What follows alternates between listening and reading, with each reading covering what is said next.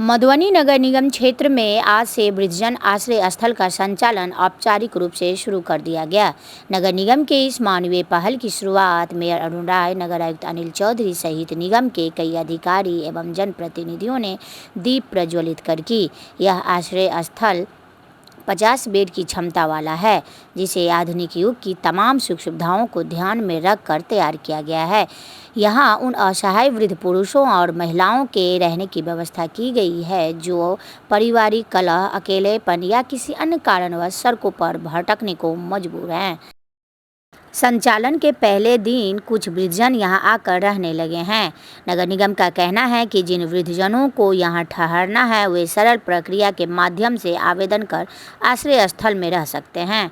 नगर आयुक्त अनिल चौधरी ने बताया कि यह केंद्र न केवल रहने की सुविधा देगा बल्कि वृद्धजनों के सम्मानजनक जीवन के लिए चिकित्सीय सुविधा, भोजन, मनोरंजन और सुरक्षा की भी पूरी व्यवस्था की गई है।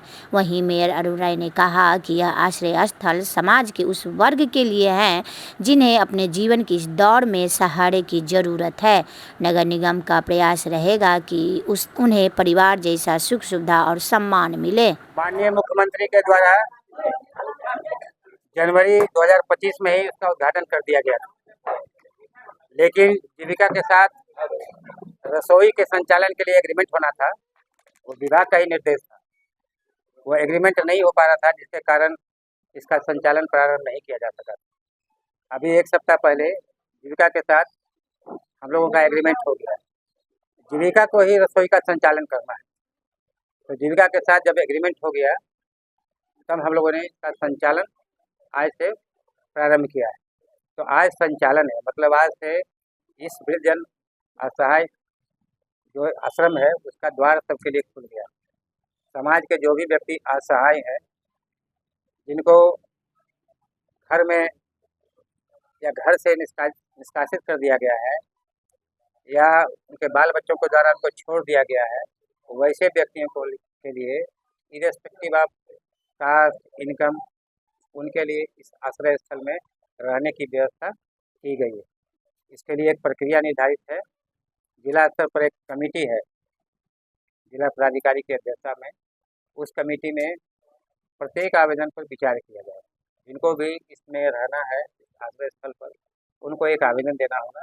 उस आवेदन पर जो जिला स्तरीय कमेटी है वो विचार करेगी और विचार करके जब योग्य पाया जाएगा कि हाँ वास्तव में यह असहाय है, उनकी प्रविष्टि यहाँ दी जाए। प्रविष्टि के पहले अनिवार्य रूप से उसका मेडिकल कराना, जो भी इसमें रहेंगे उनका पहले मेडिकल कराया जाएगा। उनका मेडिकल रजिस्टर यहाँ संधारित होगा, उनका मेडिकल सर्टिफिकेट उसमें संधारित किया जाएगा और यहाँ जब एडमिट हो जाते हैं तो उनको सारी सुविधा दी जाएगी। उनको वस्त्र भी प्रदान किया जाएगा। खाना तो मिलेगा ही, सुबह शाम दोपहर का खाना मिलेगा, 2 टाइम नाश्ता मिलेगा और रहेंगे यहाँ पर तो उनको कुछ भी अपना नहीं रहना है।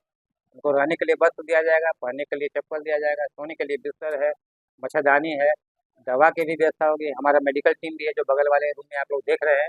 यहाँ पर डॉक्टर की टीम बैठेगी, रेगुलर बेसिस पर उनका हेल्थ चेकअप होगा।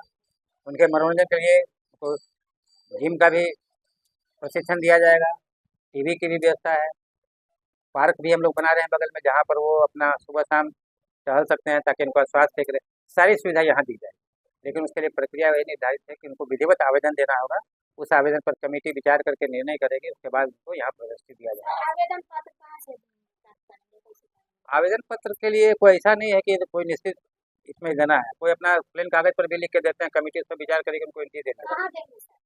जिला पदाधिकारी के यहाँ देंगे, नगर निगम में भी दे सकते हैं, हमारे यहाँ भी देंगे तो हम भी कमेटी को रेफर करेंगे, लेकिन हर हालत में कमेटी ही उस पर निर्णय करेगी। सर जो भी असहाय लोग यहाँ आएंगे तो उनके निकलने का भी कुछ रूल रेगुलेशन है या जब मन हो तब नहीं, निकलने के लिए देखिए कमेटी बैठेगी, कमेटी उस पर निर्णय करेगी।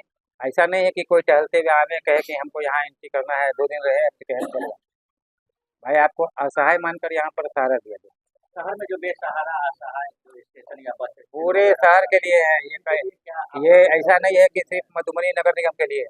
कहीं बाहर किसी प्रखंड के है, कहीं जिला भर में कहीं भी कोई असहाय व्यक्ति है, उनको भी यहाँ पर आश्रय दिया जाएगा, बशर्ते वो असहाय होना चाहिए। तो इसमें मैंने बताया कि इसमें जो है कोई इनकम नहीं देखना है कि अधिक इनकम वाले हैं या गरीब तबके के हैं, असहाय होना चाहिए। अभी जो फर्क है जी। आज के तारीख में इसमें कितने असहाय वैसे आज तो जब संचालन शुरू हुआ है तो लोगों को जानकारी मिलेगी, उसके बाद उनका आवेदन शुरू होगा, उसके बाद उनका अभी एक आदमी का आवेदन आया है, वो बेनीपट्टी के हैं, समय मिश्रा जी करके है, उनका एक आवेदन प्राप्त हुआ है, उनको सूचना भी दी गई थी। तो उन्होंने कहा था कि 1 बजे तक हम पहुंच रहे हैं, लेकिन अभी तक आ नहीं पाए हैं।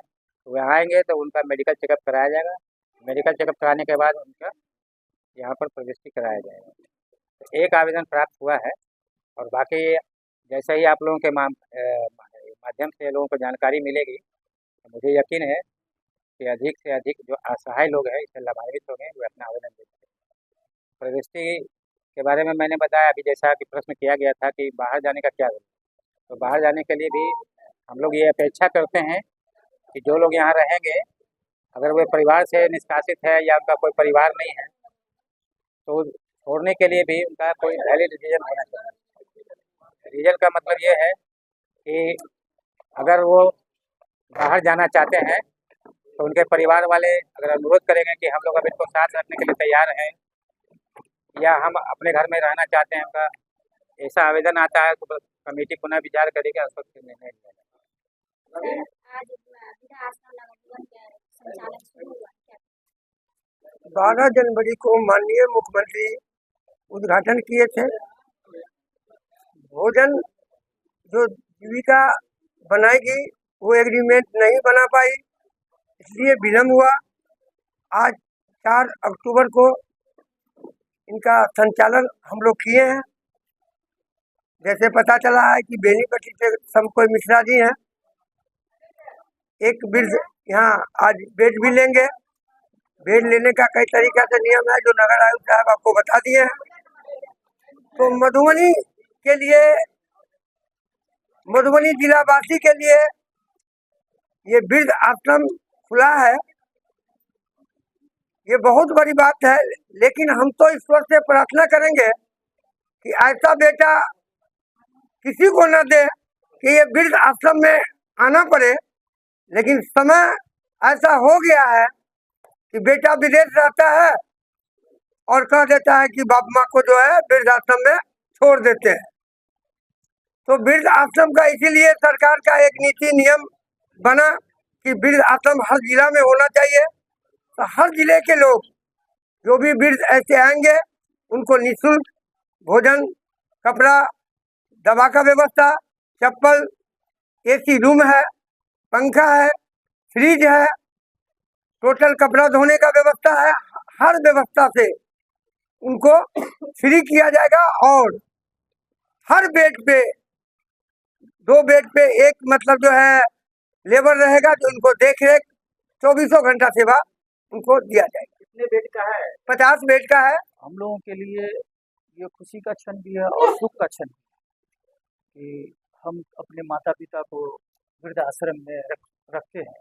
अभी मेयर साहब ने कहा, अब विस्तार से आयुक्त महोदय ने बता दिया सारी बातों को। इसका चूँकि आज संचालन की प्रक्रिया आई है, उद्घाटन इनका 1 जनवरी 25 को ही 12 जनवरी को ही 25 को ही उद्घाटन माननीय मुख्यमंत्री जी नीतीश कुमार जी ने कर दिया। अभी तो सिर्फ एक आवेदन आया है, और विशेष चूँकि आज मीडिया के माध्यम से लोगों में बात जाएगी। गाहे बगाहे वृद्ध आश्रम जब बन के तैयार था तब लोग पूछा करते थे कि ये चालू है कि नहीं। तो अब इसका विस्तार से संचालन आज से शुरू हो गया है, और इसकी देखरेख जीविका और जो एनजीओ को भार मिला है वो करेंगे। और गाहे बगाहे तमाम वार्ड काउंसलर और मेयर साहब हम लोग 15 दिन 1 महीना में अपने जो हमारे सताए हुए, अपने परिवार से सताए हुए लोग यहाँ रहेंगे, उनका हाल जानेंगे। तो उनको और बेहद खुशी होगी कि आपको कैसा भोजन मिल रहा है, नाश्ता कैसा मिल रहा है, आपका रख रखाव कैसा है। क्योंकि उनको सिर्फ आना है और सारी व्यवस्था इस वृद्ध आश्रम में उनको एक परिवार से ज़्यादा बेहतर किया जा सकता है। तो उसके तैयारी में हम लोग हमेशा इनको चेकआउट करते रहेंगे कि ताकि कोई दुश्वारी नहीं हो और उनको किसी तरह की दिक्कत नहीं हो। और अभी ये केवल निगम में नहीं बल्कि जिला स्तर का ये है, और ईश्वर से कामना है कि लोग इससे बचें। अगर नहीं बच पाए तो उसके लिए ये सरकार ने जो सहूलियत दी है उसका ये लाभ उठा लें।